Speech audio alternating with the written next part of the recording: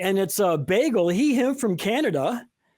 He has experienced back-to-back miracles that convinced him Christianity was real, but he changed his mind when he heard this argument. Hi, Bagel. What's up? Hey, how's it going, guys? Good. How are you? I'm doing good. I think we got a little bit of a delay because of the distance, but yeah, that's really possible. By saying really quick that I was on a tropical vacation with my girlfriend, who's my now wife, and we had the opportunity to swim with dolphins. And I said, "Hey, do you want to go swim with the dolphins?" And she just replied with, "Why? So I can get molested?" So and we never ended up swimming with the dolphins. So there you go. That was yeah, I feel bad for the dolphins that they've got this thing now that like people don't want to go swimming with them. I mean, it's probably better that people don't, but they're genuinely concerned that they're going to get felt up by a dolphin. I feel bad for the good dolphins. Yeah, right. Not all dolphins. Allegedly, they also like to get high off pufferfish or something too. So they are partiers. That's good on you, dolphins. But I have what I like to refer to as my miraculous twofer, my BOGO, my buy one, get one free. Okay. And I'll try and be as quick and succinct as possible. Take your time. I want to hear detail. All right. So I was raised as a turbo Christian, which is what I would call it. I didn't really use the word like devout or anything.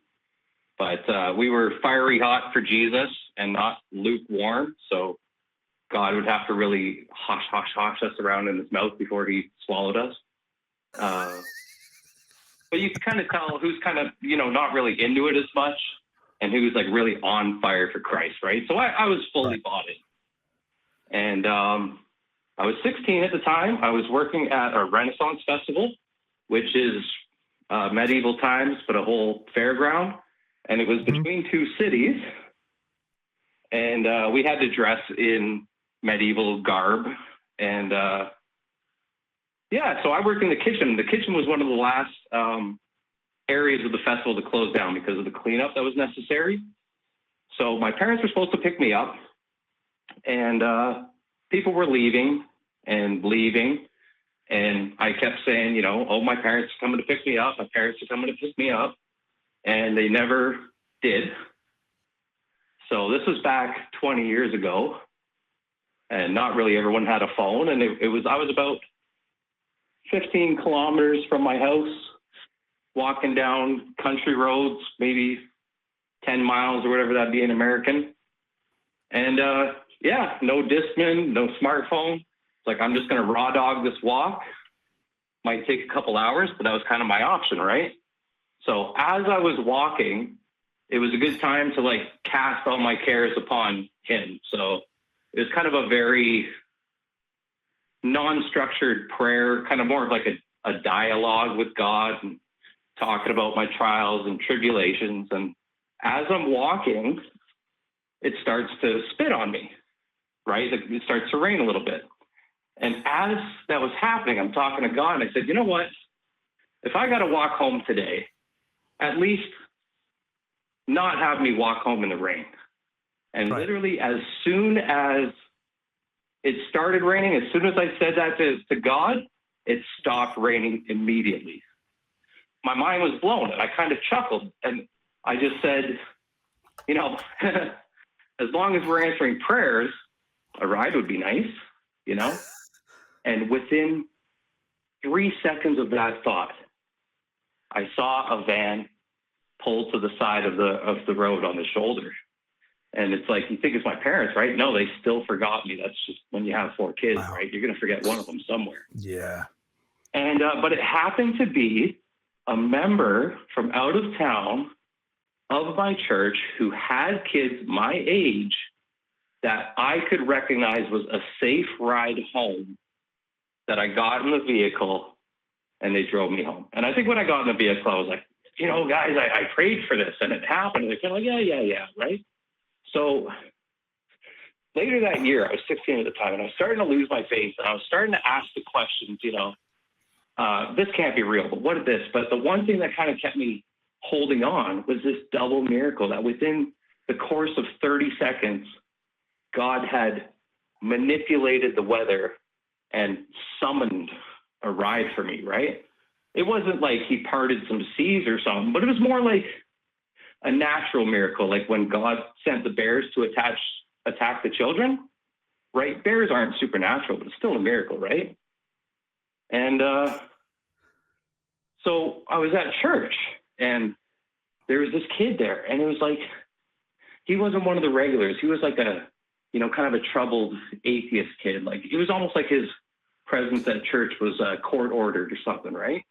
Right. And I was talking to him and telling him about my struggles with religion. And I said, but the one thing that's keeping me holding on is I just experienced these back-to-back miracles, and the probability of that happening, the statistical likeliness of these things happening back-to-back. And I don't know where he got this quote, and I'm just going to paraphrase it the best I can. But he basically said that there's so much shit happening in the universe at all times that if statistical anomalies did not happen, that fact would be the statistical anomaly. Mm-hmm. Right. And that just blew my mind. Yeah. Look, have you ever heard of Littlewood's law? I haven't, no. Littlewood was an English mathematician, and if something only happens if something has a 1 in a million chance of happening, and you are awake and alert for 8 hours a day, and you have a incident happen to you every second that you're awake and alert, then after 1 million seconds, a 1 in a million thing will happen to you, and that happens like every 34 days. And that's just 8 hours a day, when most of us are usually awake and alert for 12 or more. So,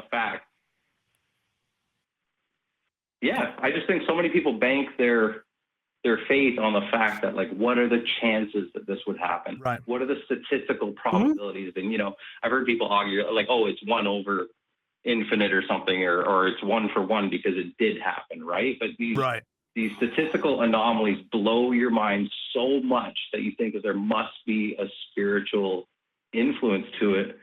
And I just went from my head's in the clouds to, like, I'm totally grounded. So I don't know if that's going to help anybody who thinks that they experienced something that was too unlikely to be true without the influence of a deity or whatever. But,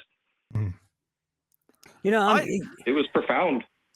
I have another, not issue, but I wouldn't necessarily think how your friend thought. I would be more along the lines of, so why would a God help you have the rain stop and get a ride home over helping a child who can't ask for these things to not happen to it, to not have cancer anymore, or to not be abused, or all these other things? Why would a God think, oh, I'll leave those for now, because what I want to do is I want to help this person not get wet in the rain anymore and get a ride home so that they don't have to walk so far. That would be my first issue. And then after that, why would you be convinced that a God stepped in when the God, especially the God of the Bible, is always sold as an all-knowing, all-powerful being that has a plan and it knows everything that's going to happen and knows everything that has ever happened?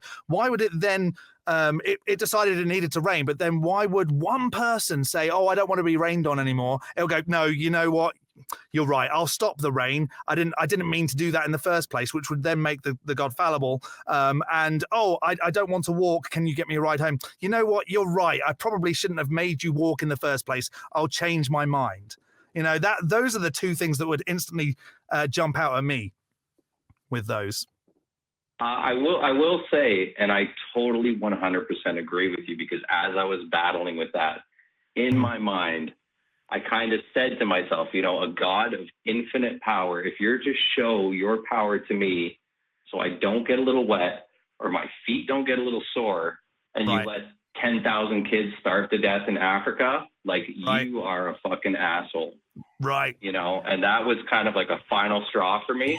And then I went into my angry atheist phase and so on and so on. But just the fact that, if you would use your infinite powers for something so insignificant, when there's so much change that needs to be done in the world, it was really quite sickening to think that that's what his priorities would be. Right, and people still like, I see it all over social media all the time. Oh, I'm going into hospital to have, I don't know, a sleep study. I saw this one recently. I'm going into hospital for a sleep study. Please pray for me. Never mind about the people that have got leukemia and suffering from stroke and all this stuff. Please pray for me that I get a good night's sleep so the hospital can give me a good study so I know why I'm not sleeping very well. How silly!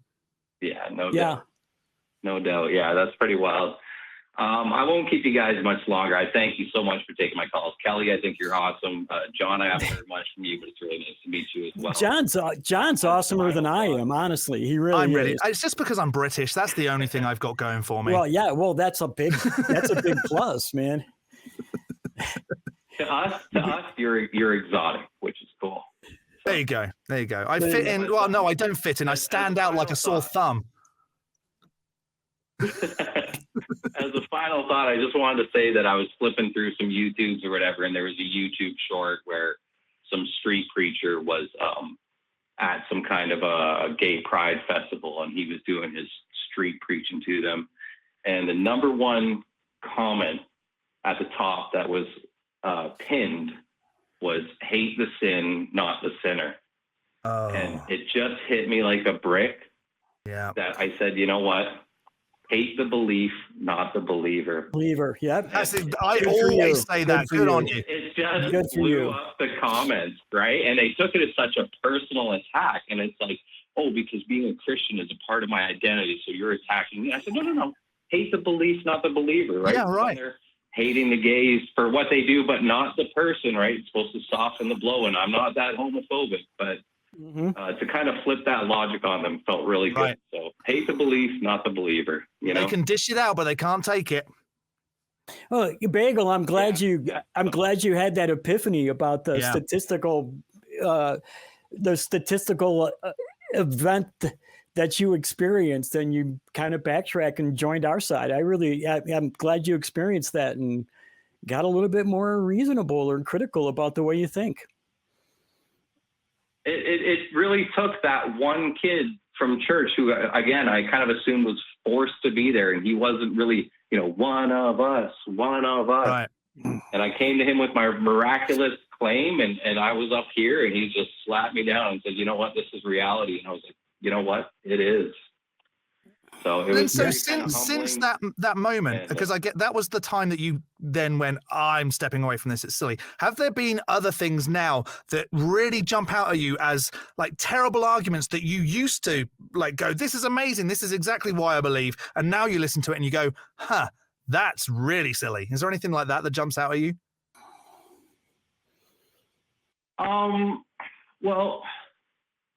So it was 16. I was 16 when I really started to question everything. I'm 36 now. I'm celebrating 20 years of atheism. Never looked back. Oh, good on you. Good.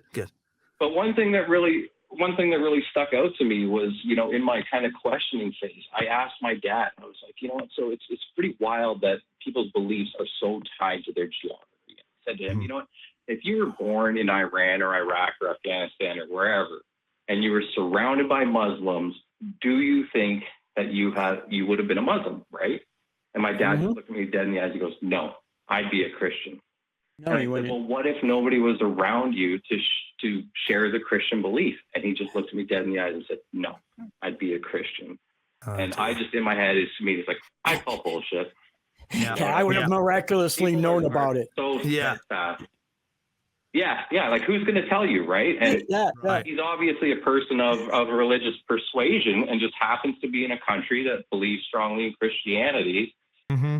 And like when people, if God is perfect and the Bible is the word breathed by God or whatever, the Bible should be perfect, and the Bible isn't perfect, therefore God didn't write it. And it's kind of like, how do you even get past that? Yeah. Mm-hmm. Yeah, it's tough. Well, Bagel, thanks a lot for calling. This was a great call. I really enjoyed talking to you. I really, really did.